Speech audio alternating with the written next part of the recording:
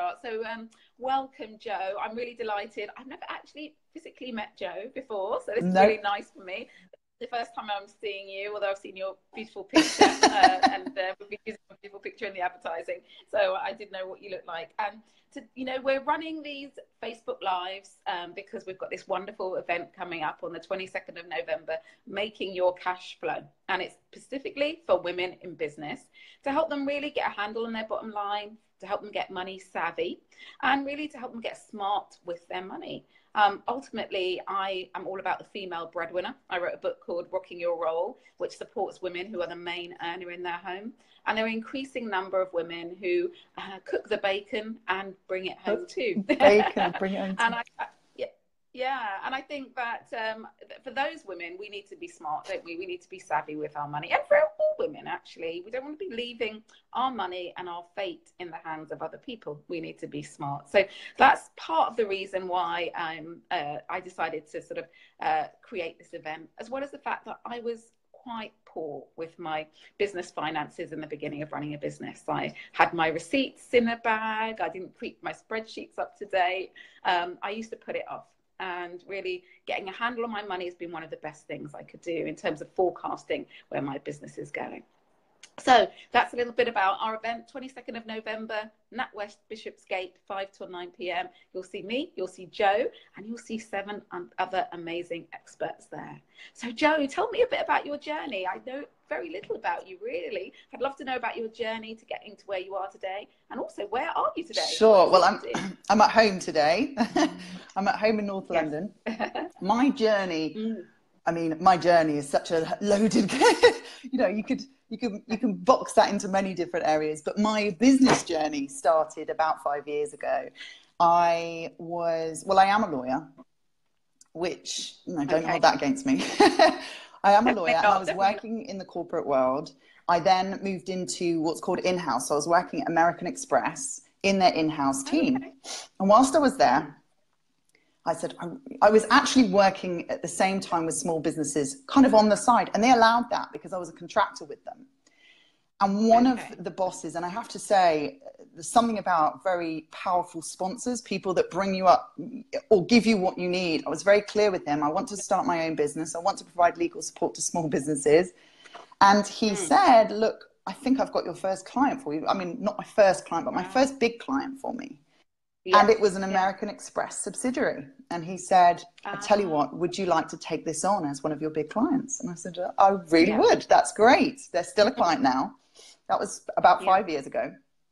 Gosh, so I mean, it's not just all about the women. It's about, the people that take us to that next level, right? And support us. Exactly. So this guy gave me my first credible client that allowed me to step out on my own. And a little bit like you, I like to think of myself as a very, I mean, I've got a very high opinion of myself in a lot of areas, and I've got a very low opinion of myself when it came to money.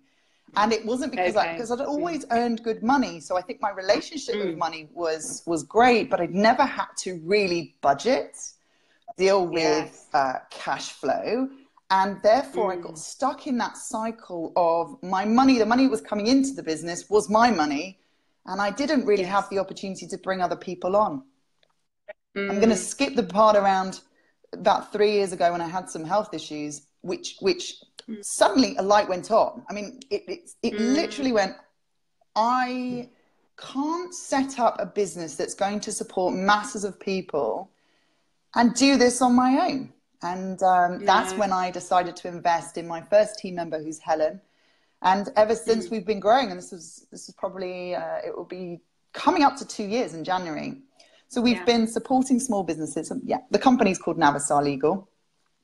We support companies on an in-house basis, which is giving small business access to the things the big guys get access to. So you've got these big American Express companies, and they've got a whole in-house team, which means that really, I mean, this is in a lot of big businesses, NatWest, I'm sure has exactly the same, which means that the little guy ends up paying a disproportionate amount. So if you're in a big business, when you reach out to an external law firm, you may be paying a much lower rate than the little guys pay. Why? Because of economies of scale.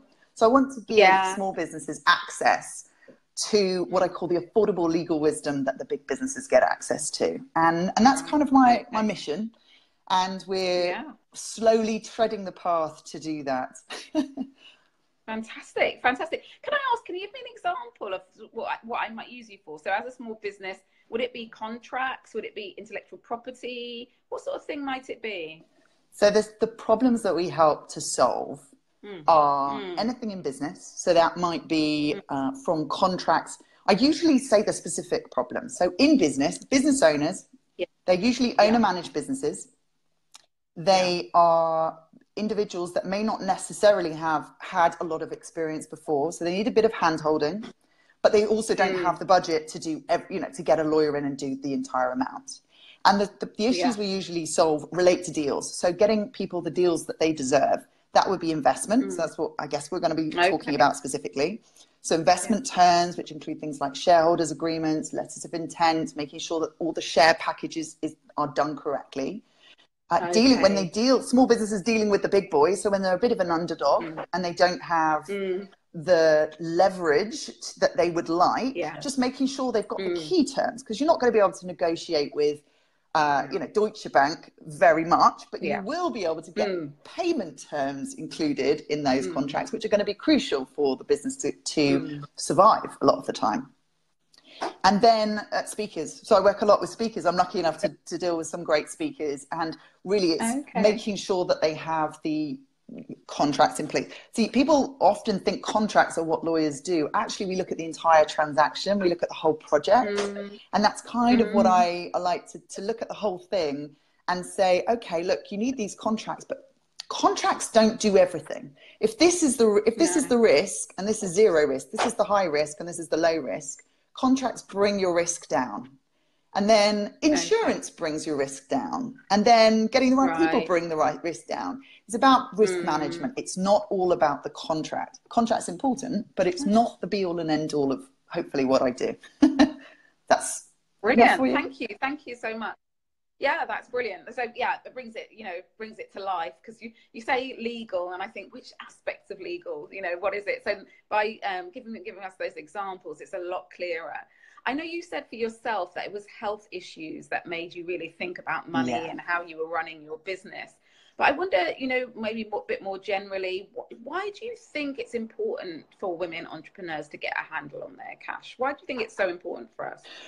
Well, I think it's the same with everybody. And I don't think it's a female-male issue. It is generally cash flow is king in business. In order for any business to survive, we have to make sure that's the lifeblood of what we do. But what I've noticed, and this is this is observations, so this isn't really, these aren't statistics, they're just my experience. Women are highly independent in a way that we weren't. I say we weren't, but the last generation weren't as independent as we are. And therefore we don't have the role models to look up to know how money is dealt with. I mean, I obviously do look up to my dad, but him and my mum have very different understandings of money, very different beliefs around money. And unless you're conscious of that belief and those relationships, you might fall into the trap of not really deciding to get a grip onto it. I know that what happens with a lot of people when they set up in their own business, they start then realizing their relationship to money, because it's so obvious. When you're in a job, the money comes in, you spend what you spend, you might get a pay rise, you get extra money coming in some way. You don't really think about money, but when you're in business, it becomes, the bottom line is the crucial part. So for me, you start then thinking about money as... You're 1 second, I'm going to... tiny bit. There we go. Is that better? I'm going to take the headphones out. I think it's the headphones. So you start thinking about what you need for the next step. And in order to grow a business, rather than just be a sole trader or be one individual in business, you have to step up to the next level. And you can only do that with the funds, really. So, yeah. No, absolutely. I really love how you talked about that, because the idea of having a relationship with money, and I'm not sure that everyone realizes that they have a relationship with money. There is one, and it could be, I want to be sort of, I want someone else to deal with you. It could be I love you. It could be actually we've got this love-hate relationship. It could be I don't want to even admit that I'm working for money. And I think once you start to understand that relationship, that's the only time you can move forward. So I love how you described that. I think that's very important, and it's something that female entrepreneurs do need to work with.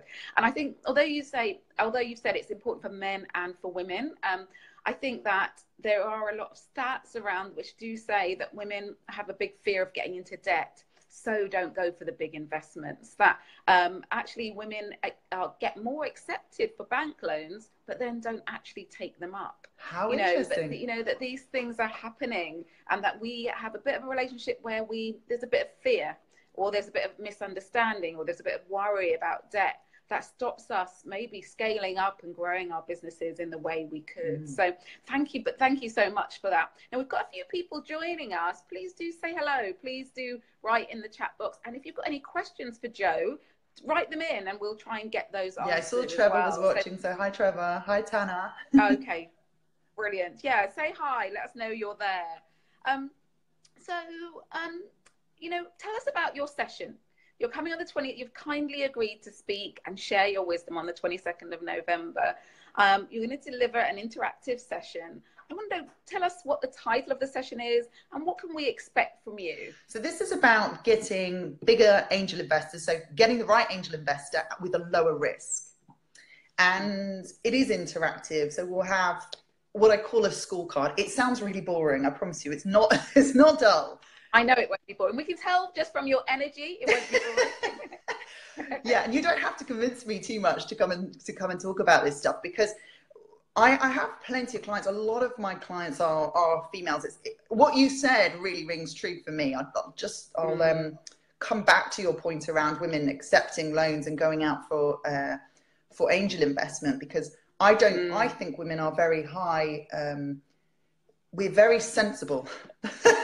We're very sensible. Now, that doesn't mean we're not risk takers and that we can't take action. It just means we need more information to take the action than perhaps somebody else. And I do see this as a male-female split, no question. Yeah. From the men that I see, they're like, don't worry, personal guarantee, sure, no problem. You're going to take my house, no problem. These are what I call the number 16s. Now, we'll do this during the talk, but the 16s are quite happy to hold on to a ledge with their fingertips. And the number ones are like how I was when I was a lawyer, when I was a city lawyer. You can't make any mistakes. It's very dot the I's, cross the T's. And I find women are in the 1 to 8 category and men tend to be in the 8 to 16. Not always true, but often. And so this is what we're going to talk about, because for me, it really is a personal choice about how much information you need, how much due diligence you need to take, how much thought process needs to go into the types of angel investors that are coming on board. And one of the biggest issues that the female people looking for investments, the female business owners that I have, and these are smart cookie women. They're not stupid, but one of the things they don't know what this investment process looks like before we start. Yeah. And therefore what they want to know is more than what a lot of the men that I work with want to know. They want to know the process. They want to know, how does it fit together? And one of the things, we don't have time for that session to go through the entire process, but what we will do on the night is go through how to find out whether that investor is right for you. Because what you will find is a lot of investors, the information out there on the investment process is deliberately given to you. It's quite vague, partly because every investment is different, but because everybody has some sort of bias or conflict in giving that information. Yeah. And so the investor's not going to tell you what you can or can't do or should or shouldn't do. So you really it's having that external person. Hopefully, I like to think I'm an objective observer in a lot of this, to say that doesn't sound right, because investment is like your relationship with money. having an investor into your business is having a relationship. You know, you're bringing them into your home. You're bringing them into something which is really important to you. And there are some red flags. There are some red flags, and we're going to go through the process to take it from what I say. Have you heard the phrase, when emotions are high, intelligence is low? Okay. Right. It's taking it from the point where people are like, oh my God, I've got £500,000 and they're coming in. This is great. Yeah. But I don't really know what to do. Emotions are high. Yeah. We need to get to the point where it's objective and that the intelligence and emotions are equal. So we're thinking left and right brained at the same time. And that's what we'll be going through on the day. It sounds brilliant. Having a scorecard, knowing about your own attitude to risk, knowing what you should be looking for. And I also like this idea of getting the match right. It's not just anyone's money you should take. It's thinking about, is that right for you? When you talked about the emotions being high and intelligence being low, it made me think of The Apprentice.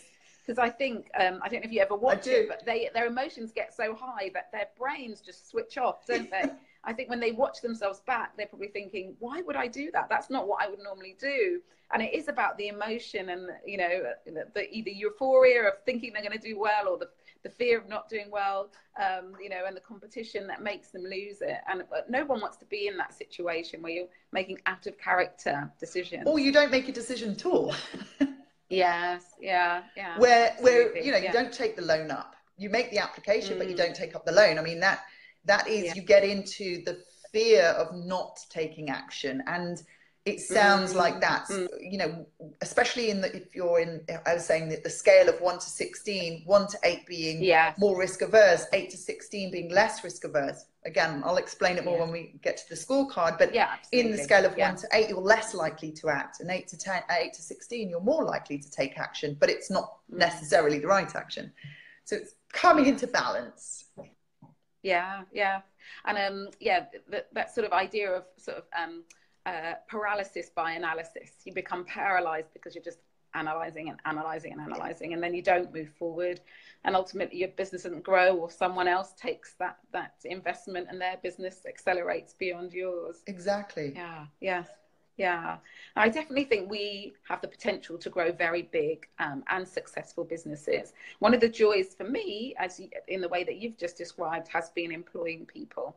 I think it's a lovely thing when we're not just a solopreneur, but we can have partners or employees in our businesses, and you know, create cultures where women and everyone else can thrive.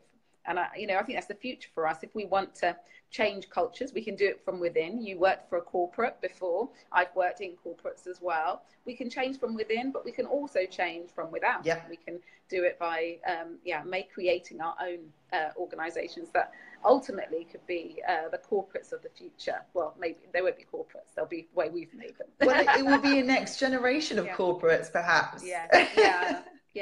Absolutely. So I don't know, when I put that call out and I said, you know, who would like to speak at this event, and I was overwhelmed, if you knew how many people came forward, and I was particularly excited by you. But what made you want to be part of the event on the 22nd of November? Well, it's interesting because I know we've never met, but I've watched you at several events. We've never been introduced, but I've watched you at several events.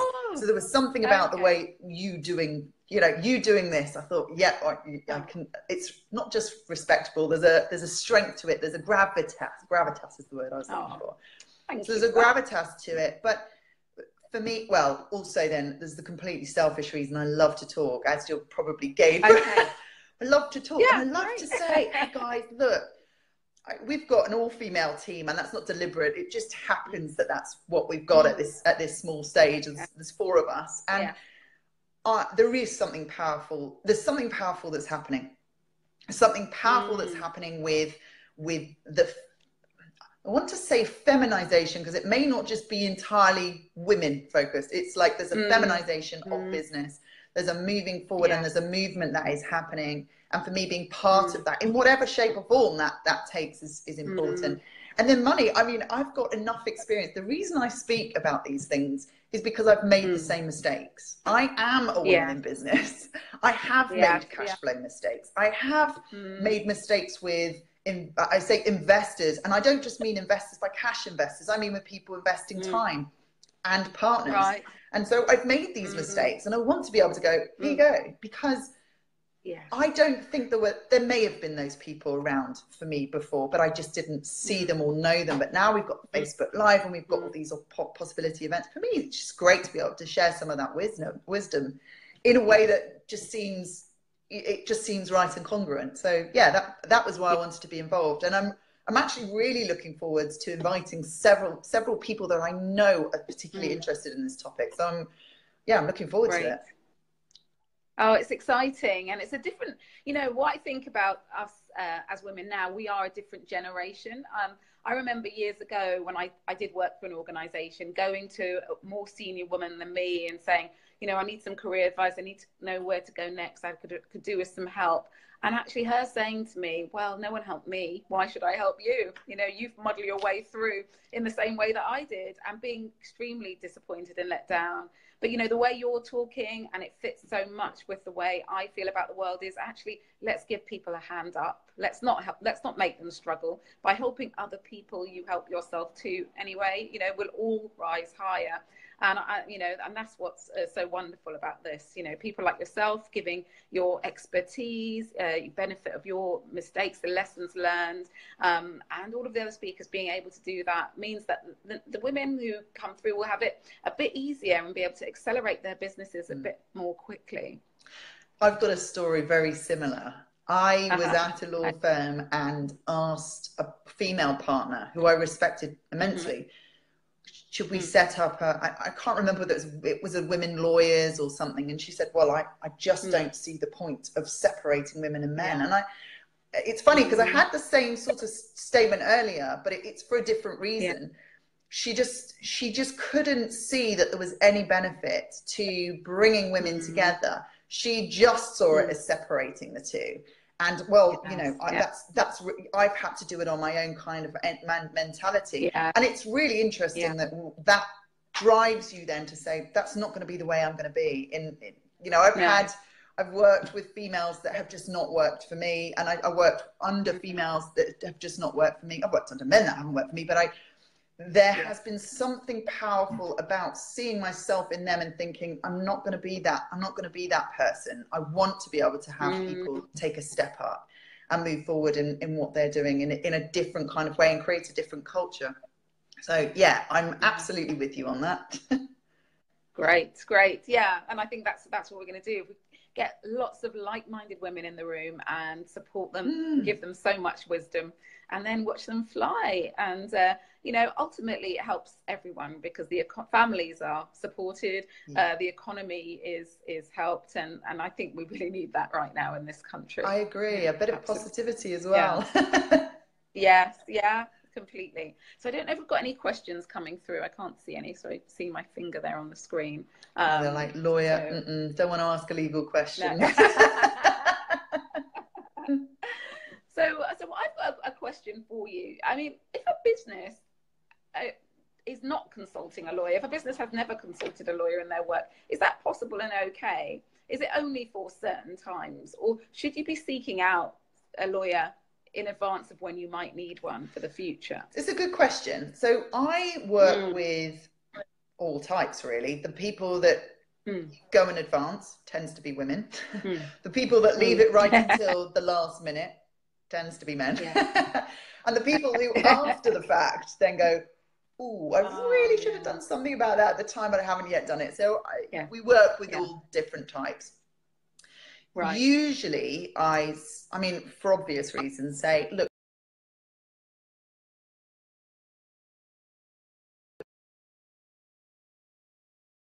lawyer at that point. It just means that you need to be conscious. So we do a health check. Actually, this is one of the things that there's some videos that at the end of the talk I'll distribute, and a health check code, which allows you to look at the entirety of your business and go, okay, do I have shareholders? No, it's just me. I don't need to worry about that part of things. Do I have employees? Okay. Oh, yes, I do. Yeah. I need to deal with that. And it just says on a yes, no, maybe what you need to do to deal with it. So I always say, do that up front, see where the issues are. And then once you can see it, you kind of have that picture, You can Yes. pinpoint priorities. And one of my core philosophies is progress, not perfection. Okay, love it. Love Many it. people Get will away from say, perfectionism. get the contract Yeah. in place, spend £1,000 getting your. No, no. From me, no. In fact, funnily enough, I'm the one that says that. I actually have other people who've spoken on stage with me, or who are like, you've got to get a lawyer to do this. There are some things you absolutely have to get a lawyer to do. Conveyancing, property stuff, absolutely. But there are certain things that you just have to do better than the last time. And Right. Yes. avoid as many key mistakes as possible. And this is what the videos that I'll distribute to you, that's what those will do. That will help you to kind of go, oh, I see 3 main issues that I need to deal with up front.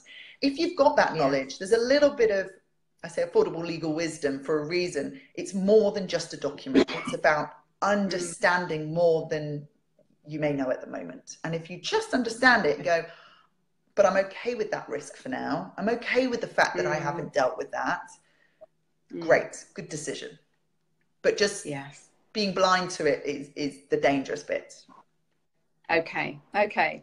Brilliant. So I'm getting so much from our conversation today. I'm getting a little bit about your journey, knowing about your expertise, working for American Express, and then going out on your own, supporting businesses. I'm learning about the fact that actually relationships between investors and myself, if that's what I'm going for, is really important for me to understand that relationship and the amount of risk. I'm learning that as a female entrepreneur, I probably want a bit more information than maybe a male entrepreneur would, and that's okay. And whatever my level of risk is okay. And I'm learning that when I come to your session on angel investing with, small risk, I'm going to think about a health check. I'm going to get a scorecard, and I'm going to be able to actually chart what I need to do for the future around my legal requirements, which is really very, very exciting. So, this sounds brilliant. I'm really looking forward to your session. I just hope I get to see them all, be jumping from one place to another, because they're all sessions that I want to be in. I didn't choose anything that I just thought, oh, that might be nice to have. It was like, I want to know about that. That's going to be interesting. This isn't something that you hear everywhere. This is something actually very specific that's going to be very useful. And I know they're all going to be really practical sessions. So, I want to say thank you so much for giving up your You're time welcome. Today. I don't know if you've got any last thoughts or anything you want to say before we close this Facebook Live for today. But I just want to say thank you so much. Looking forward to seeing you on the 22nd. And I can't wait for your session. Yeah, just thanks for having me, Jenny. And thanks for letting me speak at this event. I'm really excited for it. And I promise you, it will not be what you expect from a lawyer. That's all I can say. It won't be as boring as it sounds. Scorecard, yes, but we will make it as interactive as possible and as high energy as possible, so that people can go away with something really substantial, not just for getting investment, but also for their business generally. Fantastic. Fantastic. We know it. We can feel the energy. So we're looking forward to it. All right. Thanks, Jenny. Okay. Well, I'll see you soon. Thanks. Enjoy the rest of your day. Bye. Take care.